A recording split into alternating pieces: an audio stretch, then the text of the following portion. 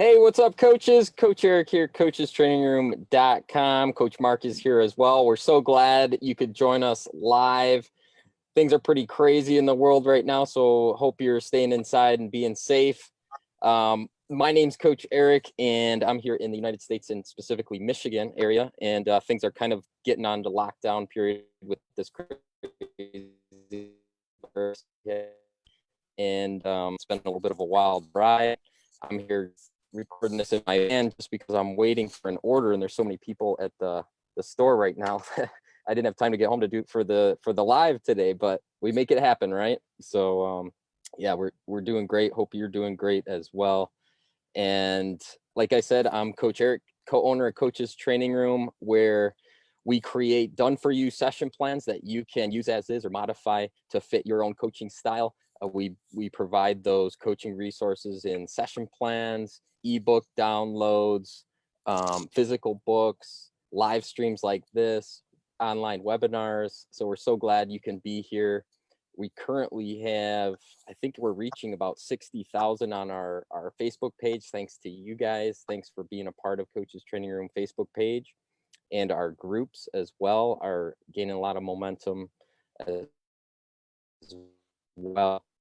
We in here, and today's topic is on refocusing on your own coaching blueprint, which Coach Mark is going to cover in today's training. How you doing over there, Coach Mark, in England? How's it going there? I'm doing pretty good. Yeah, we're staying nice and healthy, staying inside. Like you said, world's a little crazy right now. It's all changing by the day. So yeah, just glad to be here indoors, nice and warm and fit and healthy. So glad to be here.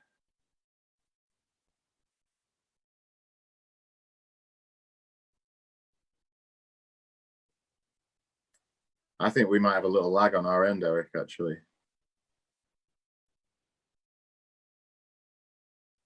I think we might be lagging. I'm going to go ahead and dive. I think we're back. Yeah. Are we up to speed? Yeah, we'll go for that. Okay. Yeah. So just a little bit. Yeah, I believe we're good now. I'll keep track of it and see how we're going. Yeah. Okay. So just a little bit about me, myself. My name's Mark. I'm based in the UK. I got to travel around a little bit with soccer. I'm a coach with 10 years experience now. Played youth soccer more for enjoyment than anything. I got a lot out of it. It gave me a lot of life skills. Obviously from the coaches, from parents' input as well. There's a lot of life lessons that can be learned through the game. So again, Eric and I came together about 7 years ago now to create a platform where we have session plans. We also we look at ebooks, other resources from other coaches, because we believe that exposure to different methods and different ideas is the way to build your own coaching repertoire, coaching skills, obviously along with ongoing coach education through formal qualifications. So again, we are we're live right now, and there's not a whole lot of soccer going on in the world. A lot of the professional stuff has been postponed for a period of time. A lot of youth sports are kind of slowing down. So we thought it would be interesting to take the opportunity to put a positive spin on what is a fairly negative developing situation. And I appreciate that's all we hear about in the news at the moment, and it's all that is kind of all consuming. So we'll stick to what we know, and that is that's soccer coach development, and we'll try and make something this situation an opportunity to refocus on our coaching blueprint. So if you were with us a couple months back in February, well, a couple of months back, where are we now? We're the middle of March. So it was actually 6 weeks ago. We talked about coaching identity. So your own coaching identity, your set of beliefs, which ultimately form your methods as a coach, and how those methods align with your long-term development plans for players, and also the short-term development plans, depending on how long you have the players for. it might be a couple of years that you're coaching. You might be fortunate enough to get a few years with the same group, in which case you can really put into place some longer term methods. But it might be that you just coach for a season. It might be 3 months. It could be 6 months. Could be a year. And you have to adjust your own sort of coaching identity to suit the players, the age groups that you have in that period. So that was some 6 weeks ago. And I think it's maybe just a good opportunity to refocus on what that means, because we can, as soon as the season starts, you find yourself focused on the last game that you've just played. So you could have these ideas in your head, these methods for everything that you're going to be doing for the season. Come the first game, it goes spectacularly wrong, and you find yourself in a situation where you're now focusing on the last game that happened with a view to kind of correct some of those mistakes. And that kind of long-term or short-term development plan has to go out the window temporarily so that you can focus on what you need to focus on at that point. And it's not always, when you get caught in that, okay, so we have the game, we have a couple practices during the week, and then we have the next game. And in that cycle, it's sometimes easy to forget your identity, your methods, and to lose a little bit of focus in that respect. So in this break from soccer that we seem to be, the majority of ourselves seem to be finding ourselves in, it's a good opportunity to refocus on your own methods and your own coaching blueprint. So when we talk about a coaching blueprint, it's important to be able to relate your own methods to a particular style of play. There's obviously a number of styles of play, and it would all vary and scale depending on the age group that you're managing, ultimately the pool of talent that is available to you, and so on and so forth. So your style of play, there's going to be a number of factors that come into your own blueprint, and that is firstly the attention to detail. There are coaches that have an immaculate attention to detail, to the point where they get quite granular with things, and that is, when done in the right ways, can be a superb way to actually reinforce what you're going with. But then there's also the control that comes with that attention to detail. Sometimes it's difficult for coaches to just let players have some of their own creativity within that style. So that moves us into the fluidity of the theory in practice. So it is important to be able to adapt to the players that you have. So, for example, if I just give you a practical example that some of you may have followed, we're going back some years now, when Pep Guardiola moved from Barcelona, where he was able to implement an idea that he had sort of grown to know through being coached by Johan Cruyff, and that with the Barcelona players who were coming through the academy there was very easy to implement. Now, he then went to the Bundesliga to coach for Bayern Munich, and ultimately what he didn't have, there's a certain style of play for the Bavarian fans that they've grown to know, and it's not necessarily the same one that Guardiola was implementing there. So in the end, he had to develop as a coach, learn as a coach, to be able to adapt his own style to suit what was expected, but also the players that he had, because they were very, very hard working, but occasionally, sometimes there was a reluctance with certain players like Arjen Robben, who was a little bit later on in his career. There was a reluctance to change tactically because he'd assumed that he developed his own style and what worked for him. So Pep Guardiola had an idea, but didn't necessarily have the players to implement his idea to the T. So he had to become a little bit more fluid as his own coaching theories, his own coaching mantra had to change a little bit to suit that. And that's important that we're able to do that as well with our players at youth level. Then, of course, there's the adaptation to the surroundings that we've got.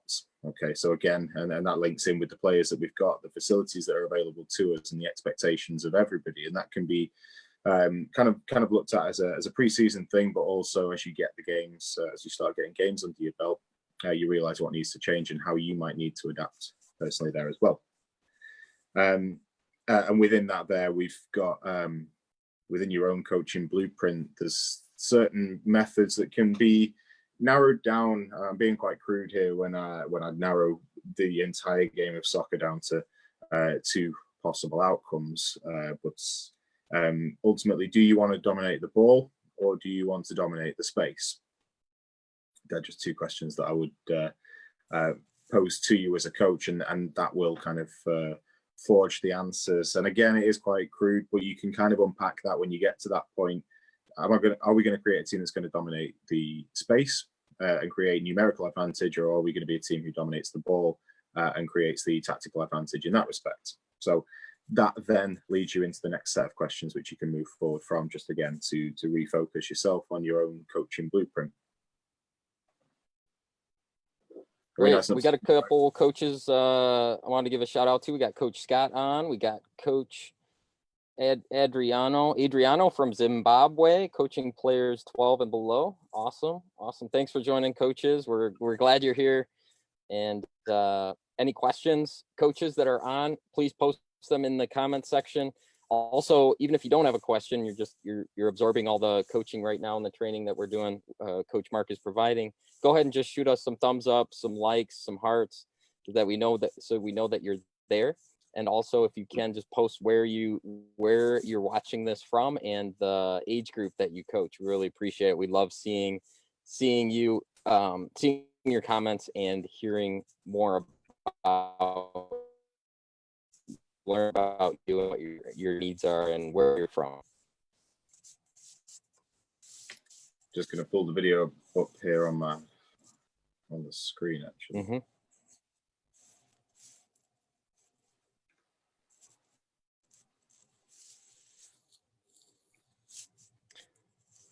Yeah, there we go. Okay. Yeah, so just to dive in, I've lost my train of thought here. Where are we up to? I've got some notes in front of me here just to keep me on track. So yeah, no problem. Yeah. Ultimately, the coaching, well, the you as a coach here, and we're just rounding back on what we looked at a couple of weeks back there. You are leading by example here throughout. So again, your actions, your movements, you're always under scrutiny from your players because they're looking up to you as a role model. So ultimately, and we've discussed this in weeks prior as well, there are coaches who will tell players what to do, and that kind of remote control method where we pass information to them, but maybe not open the question up to the players so they might be able to put an answer forward themselves. So it's also explaining why we're doing certain things to players that it really helps it stick. And when they can see that in the practical examples as well, in the conditioned small-sided games, that's where it's really going to sink in. So as a coach, you really do have to lead by example, because everything that you do is being watched, being absorbed by the players that you have. So you need to make sure that you're setting the right example ultimately. As well, and there is and I suppose this is the most difficult part of it for any coach, is the in my opinion, the attention should be the process and not the outcome for youth players. So what I mean by that is, especially for the youth, the results are very much secondary. If you're playing a certain way and the players are developing in the way that you want them to, that is more important than the result of a match. You will see it time and again where your team is playing some great stuff and you come up against a team who play a long ball game and pinch a goal quite, it ends up a 1-0 win, and it wasn't attractive soccer, but they got the result. And you as a team, as a coach, are trying to get the ball on the ground and create the dominance, whether it's with the ball or with the space, and you don't get the result that you want. And it's not a great feeling, but it also, in my opinion, is the right way to do it.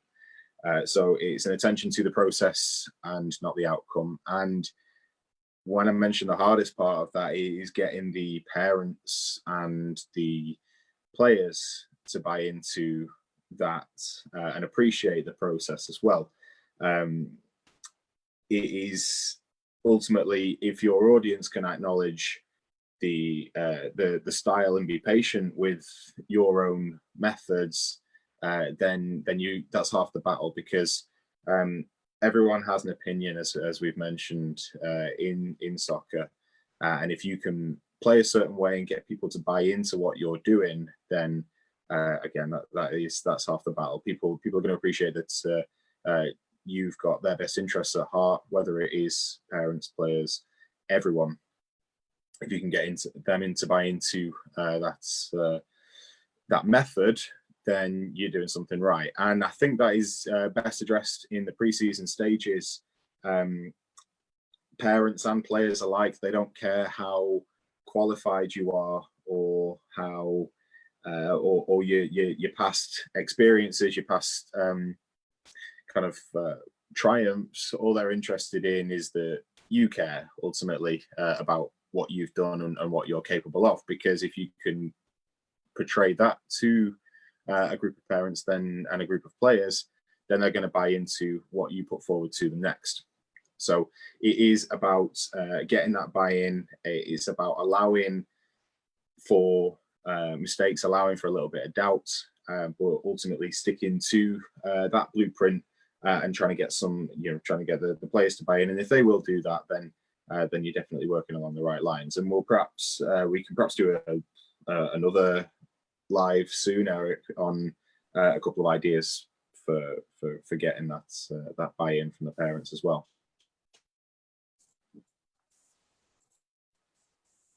Mm-hmm. Yeah, absolutely. And I also know that it's been a frustrating time because of everything that's been going on in the world and this virus. So a lot of you are trapped at home. I'd encourage you to take advantage of that time that you have to focus on your education and learning right now. And another thing is, if you've noticed, I've shared, and I'm going to be sharing more specific activities that you can pass on to your players to do when they're at home. So if the weather's still nice outside, they can get out in the yard or go to the field and practice. So I'm going to be sharing more skill specific, how to pass, how to shoot, how to dribble, different techniques, different moves, different conditioning, just that, so it helps you during this time to pass on. They can watch through video and then practice on their own. I think that'll be beneficial for you during this time to be able to pass those videos along to your kids, in addition to coaching resources as well. But during this time, I know that you want to keep your players fine-tuned and learning and growing themselves. So we're going to try to share some of the specific how-to videos that you can pass along to your players during this time, that you're not able to have your games or practices at the field. At least you can do it virtually, right? So I'm just replying to Scott. I think he caught me out on the lag early on. So ultimately, that's kind of everything that I wanted to discuss. There's a lot to, it is very much individual circumstance. What I'm talking about here is just maybe a couple of pointers to refocus us on what's important. So ultimately, what excites you as a coach? What is it that you admire about the game that you want to try and replicate? Are you adaptable? Can you recreate that with a different team in a different time? It might be that you want to play a passing game, but you have fields that get mowed every 3 weeks and the grass is up to your ankles and the ball doesn't roll. So can your methods be changed so that it's more important to focus on a good first touch, for example? So it's youth soccer, and there's a series of variables with any youth soccer that you can't legislate for. There's changes, there's cancellations, there's changes of fields, there's waterlogged pitches where you have to go play on on a, I don't know, all weather field that's just not really fit for purpose. So ultimately, the biggest asset that you can have is your own adaptability to the surroundings that you've got. But it is really, really important that you have an idea and a method, and you try your best to implement it, whatever that may be. Passing styles might not always be the best if you can't play one touch soccer. If you need to develop that side of the game, then you need to get some other building blocks in place before we start to go down that route. So you know, adaptability and that fluidity of your theory in practice are going to be key. But again, what I'm talking about is very, very much subjective to your own circumstance. But again, this is a great time to be revisiting that, because there is a chance that we could be without soccer for a little while. So and as Eric's mentioned earlier, you know, there are ways, there are methods to keep up with, you know, keep getting touches in, because we don't want to use this time for regression.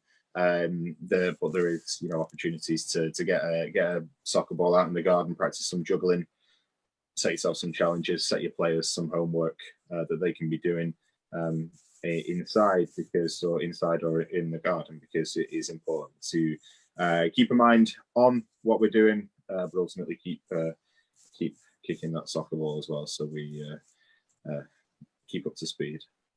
Yeah, another thing too is, while you can get ahead of your session planning too, one thing I wanted to mention too is, while you have this time,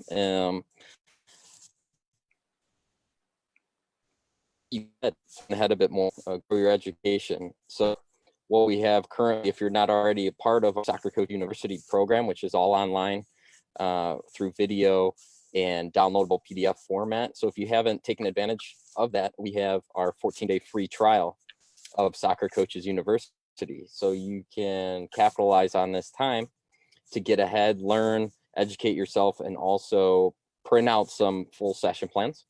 Watch the walkthrough videos by our very own Coach Mark. And it goes step by step through exactly how to coach through, run each session, the coaching points, the progressions, and the adaptations to use for the sessions. And it's a great platform. You can learn it on you can watch it on your smartphone, your laptop, your iPad, and everything's available for you 24/7. So that might be something you want to look into. Check that. You can check out all the details. Like I said, it's a 14-day free trial. There's no fee or anything for the 14 days. And if you decide to keep with it, then you can move forward. It's just $29 a month. And we provide session plans every single month that are going to help you grow as a coach, and also help your teams overall from you growing and using the sessions that we provide. And using those on the field will help get your teams and players to the next level. So that link, I'm going to go ahead and put it here, is coachestrainingroom.com/trial. Okay, coachestrainingroom.com/trial. And that's where you can grab that 14-day free trial, Soccer Coaches University. Like I said, if you love it, which we both, Coach Mark and myself, have gotten a lot of great feedback on the program, and we feel that you'll other coaches in the pro have emails commenting how much they like it and how much it's benefited them. You can see all the comments and testimonials that we receive on that website. So 14-day free trial link of Soccer Coaches University. I'm just putting it in here in the comment, easily get to it. And I did encourage it out. Check out the details. If you find that it's not for you or something doesn't fit right, then just let us know within the 14 days. And there's no risk. All the risk is on us. And you can go ahead, check it all out. And I'd encourage you to try it, see if you like it. Definitely probably a great time to get ahead of your planning. And hopefully things will clear up with this virus, and we'll be out on the soccer fields in no time with our teams. So we really appreciate you joining us this evening. Coach Mark, do you have anything else for us today, or are you good to go? No, that's everything from me. Thank you again for joining us live, and what it might be a good idea, Eric. We could always maybe just jump on at short notice and do another one if there's some other things that we can talk about in the meantime. Absolutely. More downtime with the docket. So thanks again for joining us, everyone. Yes. Perfect. Yeah, that's a good point. I'm glad you brought that up. With a lot of you having more time on your hands, or not able to go out and function as normally in society because of this virus, we might do some more lives here just to help out. Like I said, grow your education. If you're on your 14-day free trial, Soccer Coaches University, check it out and let us know if you have any questions, because we might do a Q&A live where we don't, the topic will just be a Q&A back and forth with you coaches. So definitely join us on live, and we're here for you. We're here to help your coaching education. We're here to make things easier for you as a coach, and also provide sessions and ebooks and all the tools that you need to help you grow as a coach and help your teams. So again, keep a lookout for a notification of the next. We'll definitely on Monday, Monday from 5 to 5:30, as we are every week for live with Coach Mark.